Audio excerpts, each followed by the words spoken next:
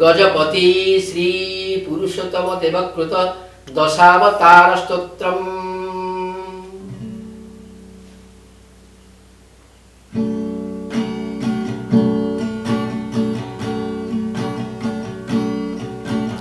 परिपूरित गगन कंधर जलधिमग्न महासुरम् शङ्खनामकमाशु जित्वा कलितवेदमनातुरम् नमतमीन शरीरमद्भुतमखिल मुनिजनवन्दितम्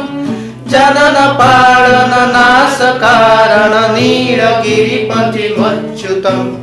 जनन पालन नाशकारण नीलगिरिपतिमच्युतम्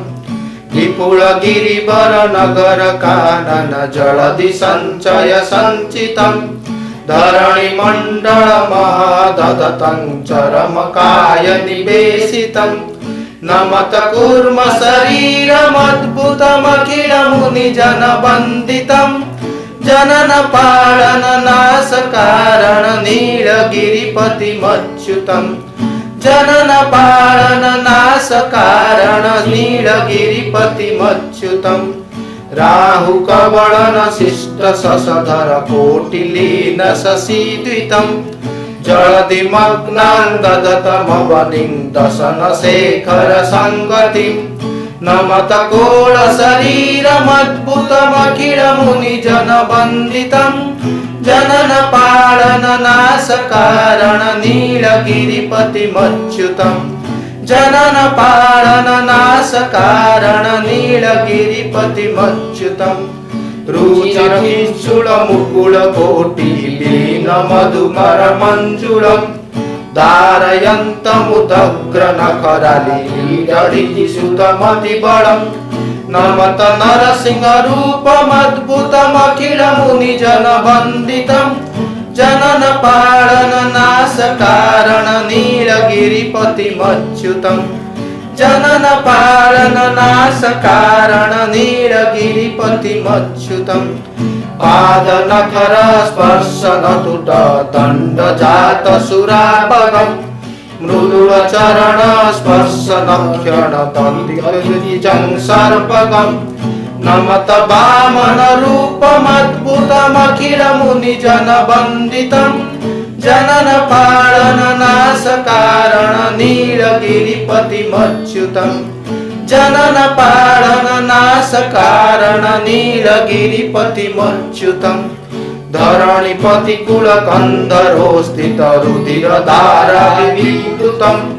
धरणि मंडल मलिष संध्या कालमय विपसंहतम् नमत भृगसुतमद्भुताकृतिमखिल मुनिजन वन्दितम् जनन पालन नाशकारण नीलगिरिपतिमच्युतम् जनन पालन नाशकारण नीलगिरिपतिमच्युतम्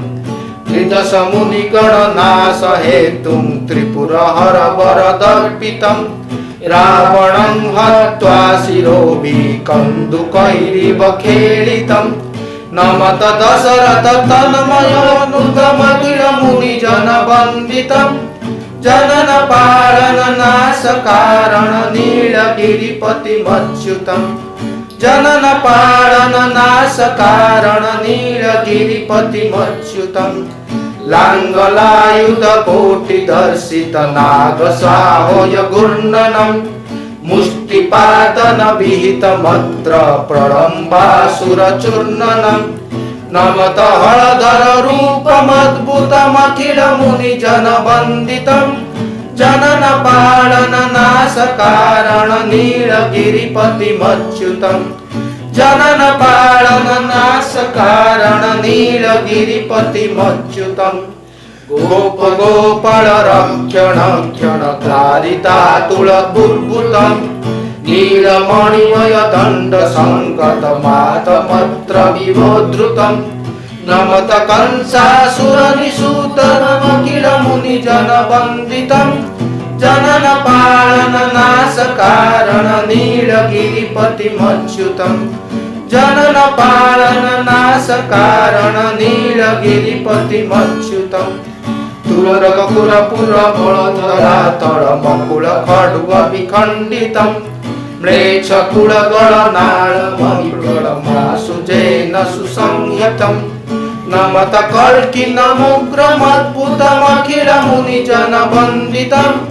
जनन पालन नाश कारण नीलगिरिपतिमच्युतम् जनन पालन नाश कारण नीलगिरिपतिमच्युतम् नीलगिरिपति चरण सरसिज मत्त मधुकर रूपिणा रचितमेदट पुरुषोत्तम भुजामति चारुणा नमत दश वितमद्भुतमखिल मुनिजन वन्दितम् जनन पालन नाश कारण नीलगिरिपतिमच्युतम् जनन पालन नाश कारण नीलगिरिपतिमच्युतम् जनन पालन नाश कारण नीलगिरिपतिमच्युतम् जनन पालन नाश कारण नीलगिरिपतिमच्युतम् इति दशावतार स्तोत्रम संपूर्णम्।